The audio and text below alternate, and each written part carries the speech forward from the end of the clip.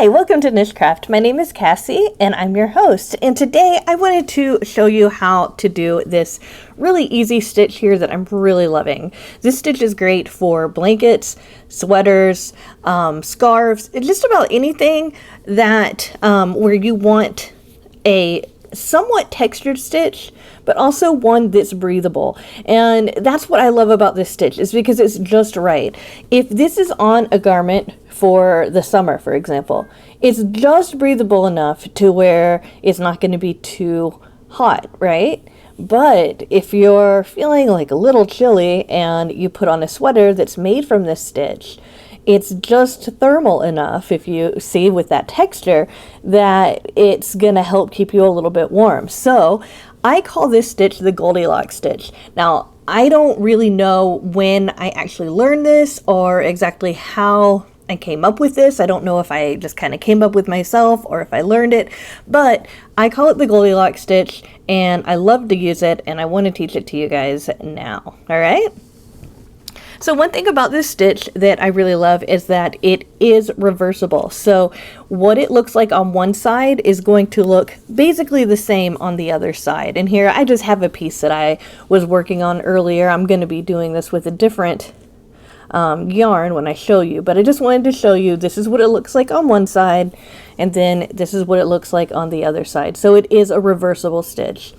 Another thing about this stitch is that it is a one row repeat, so it's super easy. For those of you who are beginners, you should not have a problem learning this stitch.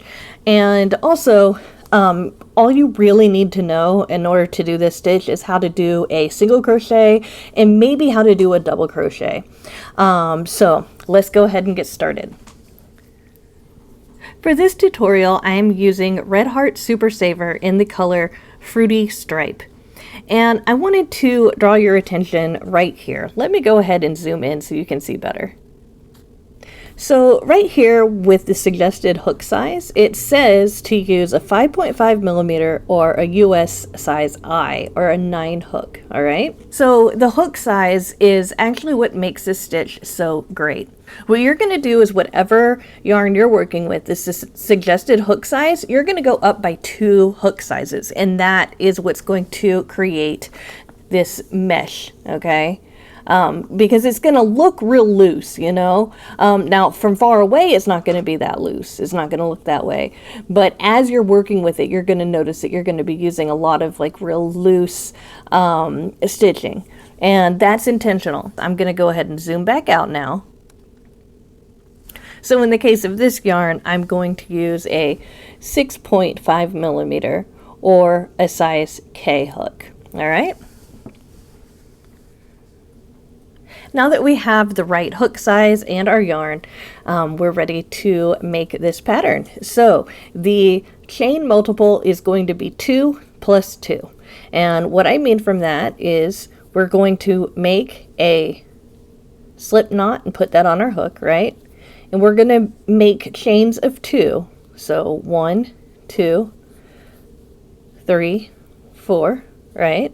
And we're going to keep doing that in multiples of 2 until it's the size that we want, right? For this tutorial, I'm going to be doing 22. So once it's the size that we want, then you're going to be adding 2 more stitches, okay, or 2 more chains, and that's going to be your turning chain, all right? So I will see you when I have 22 chains.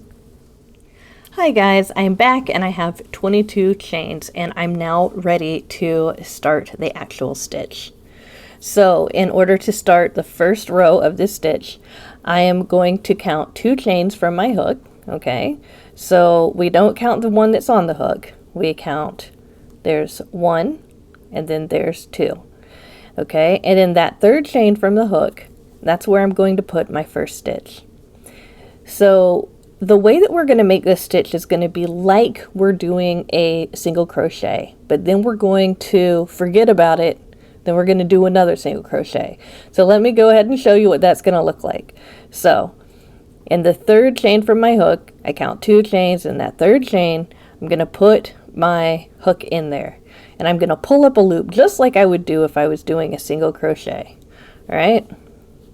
So what I would do if I was completing this is that I would pull another thing through that. Okay, I would pull through 2 and then I'd be done with my single crochet. But instead of doing that, I'm going to skip that part, and then I'm going to put my crochet hook through the next stitch. Okay, so the next chain.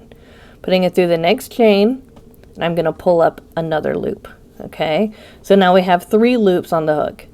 Now I'm going to complete that stitch, okay, the way that we would do a double crochet. So pull through 2, pull through 2 again, and now we have that first stitch.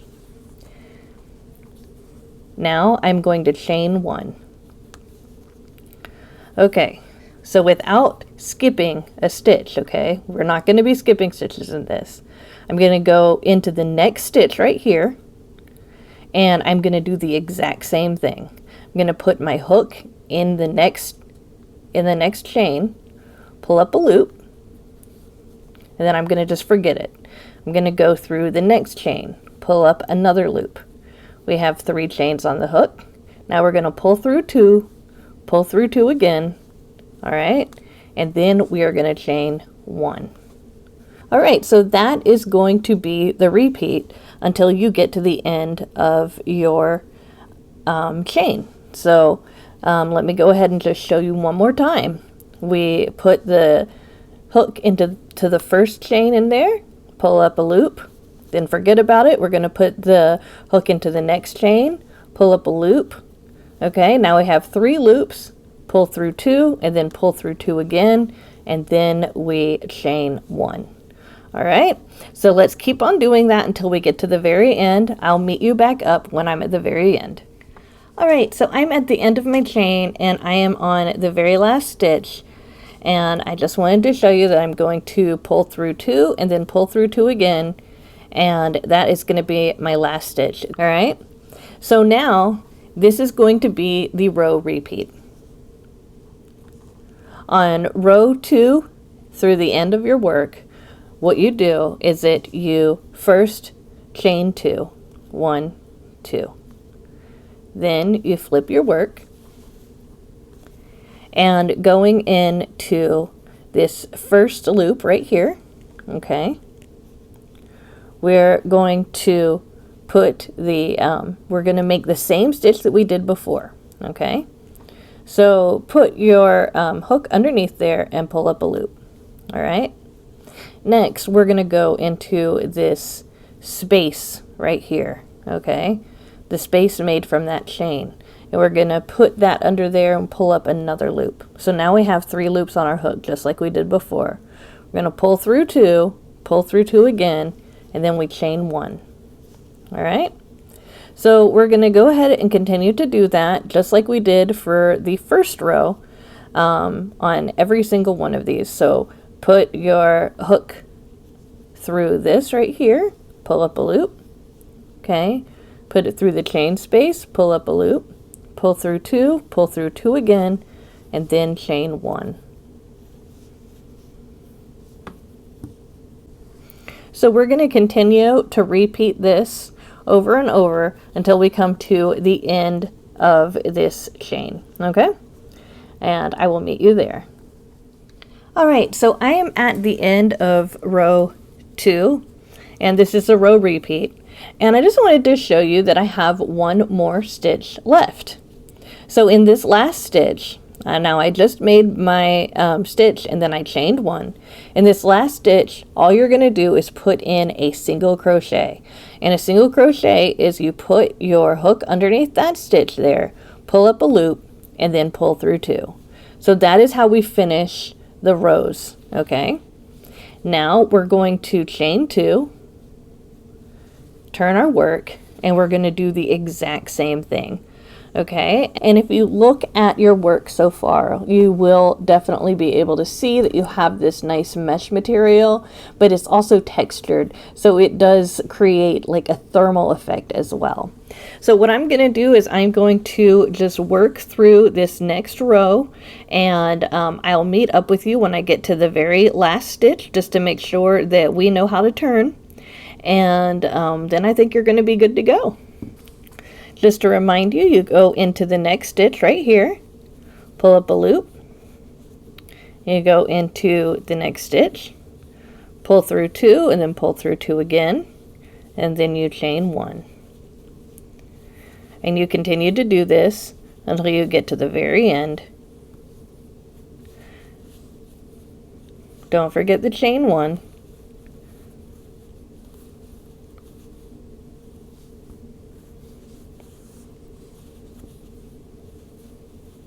Alright, meet you at the end. Alright guys, so I'm just showing you how I am at the very end and I have one more stitch left. So I'm going to put a single crochet right in that last stitch, alright?